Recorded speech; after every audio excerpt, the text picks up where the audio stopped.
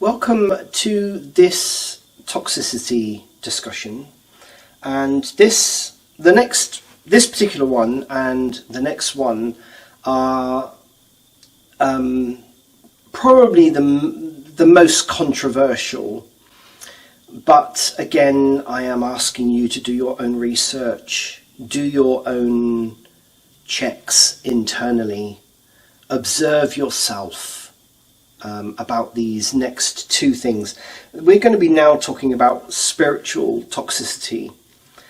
And again, it's generalized, but a bit like the emotional and psychological, the mental and body toxicity.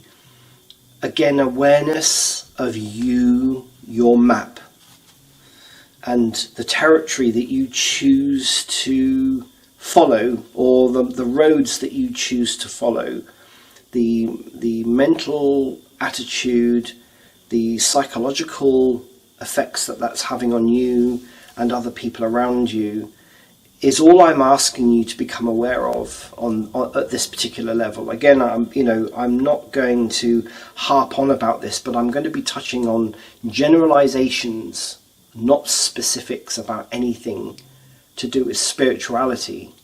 I think everyone can kind of agree that spirituality is something that comes from within ourselves. There are many aspects to spirituality. People who like to impart and attract people in the name of spirituality. My belief system says that spirituality comes from within us. We are the spiritual part of this existence, and it's our choice to take whatever it is we want from anything that helps us to improve our own spiritual existence. Now, that goes hand in hand, in my opinion, with our mental health and our physical health and our psychology. So a few things to just bear in mind about this level that can become quite toxic. Now, I am sure that pretty much anyone who is involved in any form of religion or any spiritual practice whatsoever will notice that there are people around. If you observe, you will notice that there are different levels, if you like, of spirituality. If you use your own benchmark, your own level of spirituality, do you consider yourself even spiritual? Are you a very spiritual, or you consider yourself to be a very spiritual person? Are you somebody who's generally spiritual? Are you very open to other people's thoughts and ideas and their interpretation of what spiritual is? I don't want to talk about specifics about religions, organized religions, unorganized religions, no religions. I'm talking about spirituality. This comes from within, and not everyone knows. There isn't a standard. As much as people like to think that going to a religious practice or to a religion and abiding by their rules and their recommendations and their standards is a form of spirituality, it isn't. That's just one person's opinion, or a group of persons' opinion about what spirituality is. True spirituality comes from within. And if it comes from within, it can be made toxic. Now, what do I mean by it can be made toxic? I might give a couple of examples. I have to be very, very careful. I'm not going to mention specifics, but generalizations. But as an example, somebody who feels that they are above everyone else because they feel more spiritual than people in the group. That to me is an example of somebody who is toxic, or has got to a level of toxicity at a spiritual level within themselves that they are comparing their level of spirituality with someone else's. I think everyone can kind of relate to that. There are organizations around the world that claim to have a level of spirituality about them, and if they perceive that you're not meeting that, then you're not actually, as spiritual as them, and that you certainly won't go above them, that you can't be more spiritual than them because they are the most spiritual person. I think we can all relate to that. It's a red flag when you start listening or watching people or listening to people who come across as being more spiritual than anyone else around. They have made themselves a guru. They've made themselves some kind of specialist in whatever form of spirituality it is, and they are the be-all and end-all of everything. It's just not possible. In my opinion, that is not possible. A true spiritual person, in my opinion, is somebody that says, I'm going to be open about what I feel is spiritual. Take it or leave it. If you think it's something that you want to do, then that's fine. And this is exactly what I'm saying all the way through these videos. I want to share some information. You don't have to accept it. You don't have to keep watching these videos. You don't have to even listen to me anymore. You can make your own mind, and I'm hoping that I am putting this information across in such a way that it encourages you to go and do your own research, that it encourages you to just question what I'm saying. Is this correct? Does this sit right with me? Is this something that I believe, or am I talking a load of BS? That's your choice. In my opinion, a spiritual person in whatever level or religion, in my opinion, is somebody who will have that kind of attitude, who is wise, knowledgeable, forgiving, loving, willing to help, healing. There's something about people who do this naturally or who have learned throughout their life to do this that makes them the people that they generally are. And of course, one of the things that destroys a lot of this is ego. A person's ego is something that can put all of that, it destroys everything, and again makes somebody really, really toxic. Now I can give umpteen examples of people that I, for instance, follow on YouTube, who in the early days, let's say, some people had some really good ideas and they had some really good thoughts and whatnot, and then, they start to become quite popular, and people start, listening to what they're saying and providing feedback and everything. Unfortunately, sometimes these people are not humble enough to accept that what they've done is help other people. They then start believing that they are the spiritual guru and that they have almost a power. Their ego starts to become inflated, and I've seen it time and time and time again, where people have allowed their ego to control everything else, and it starts destroying them and everything that they've probably based their foundation on, which is a real shame. It is a real shame. They start to earn money, they start to become popular, they start to have a following.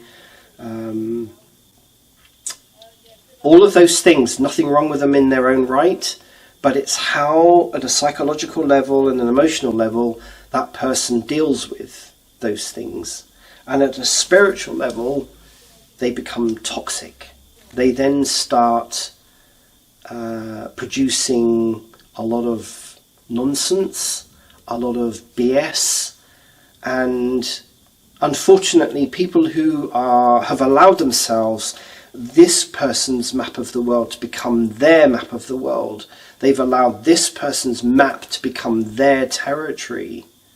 They're then sucked into this, And they then, again, I've been talking, I don't want to keep repeating the same thing, but, you lose sight of what is really should be taken on board with a pinch of salt, and test out, do your own research. Does it sit right with you?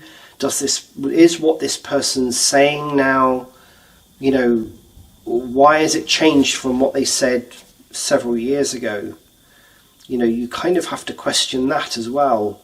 And I've followed people many years ago, 10 years ago or more, and liked what they were producing because it made sense, it sat well with me, it looked like they had their evidence, they'd done their research, but then the ego got in the way and it destroys their the spiritual aspect to them. And if the toxicity grows within them, it starts destroying other things. It starts destroying their psychology and the mentality of a person.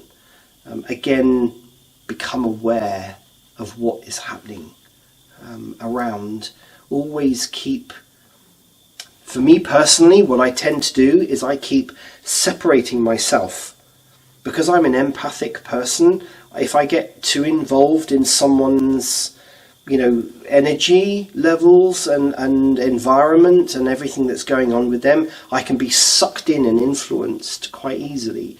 I've, going back to my own experiences and my own therapy many years ago, 20 odd years ago, that I realized that that's what I was doing, and so became easily influenced by certain types of people.